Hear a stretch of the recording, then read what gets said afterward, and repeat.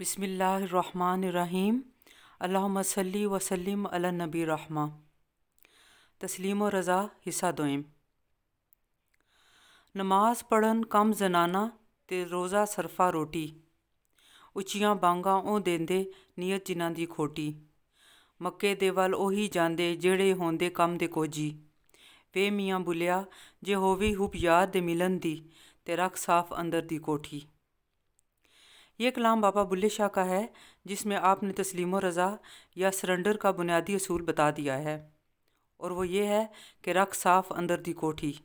अंदर दी कोठी हमारा दिल और इनर सेल्फ है। सिर्फ नमाज, रोज़ा और हज यानी इबादत करते रहें और अंदर से दिल साफ़ ना हो तो इबादत सवाए तकब्बुर के किसी नाफे चीज़ के इजाफे का बाइस नहीं बनती। हमारे एक जानने वाले हैं डॉक्टर नईम साहब। वो होम्योपैथिक डॉक्टर हैं। सारी ज़िंदगी इंग्लैंड में गुजारी और उनकी मिसिज़ और उन्होंने वहाँ से होम्योपैथिक और न्यूट्रिशंस के काफ़ी ज़्यादा कोर्सेज़ किए। उनका बड़ा बेटा जुनैद पैदाइशी तौर पर माजूर था और उस बेटे के लिए ही दोनों मियाँ बीवी ने होम्योपैथिक को पढ़ा। बाद में ये पाकिस्तान में शिफ्ट हो गए। नईम साहब मशहूर स्कॉलर प्रोफेसर रफ़ीक अख्तर के बचपन के दोस्त और क्लास फेलो हैं। आपको अल्लाह ताला ने बेशुमार खूबियों और नेमतों से नवाजा हुआ है। सन 1997 से उनके साथ ताल्लुक़ है, जब हम एफेड में रहते थे।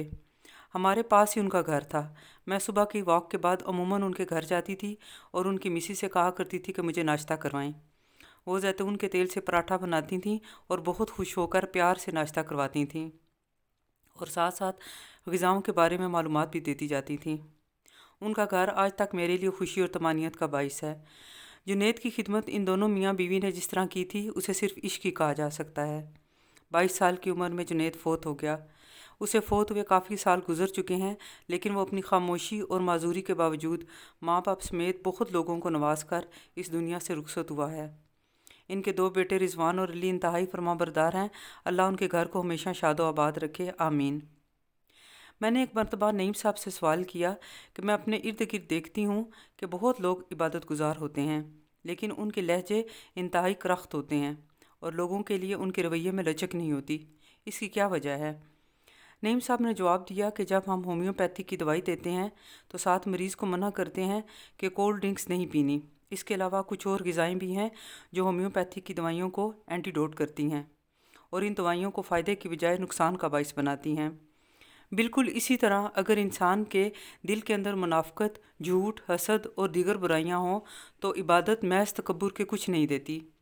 दिल में मौजूद ये बुराइयां इबादत को एंटीडोट करती हैं और इंसान की रूह ज़हर आलूद हो जाती है।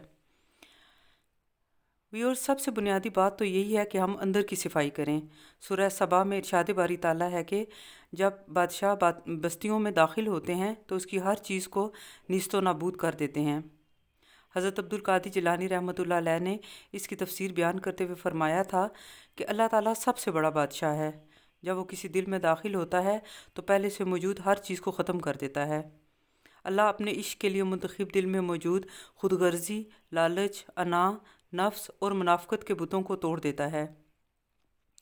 व्यूअर्स, तस्लीम और रज़ा की मंजिल को पाने के 5 उसूल हैं जो इंशाल्लाह मैं बारी बारी आपके सामने पेश करूँगी। अब मैं आपसे इजाज़त चाहती हूँ। आपका बहुत शुक्रिया। अल्लाह हाफिज़।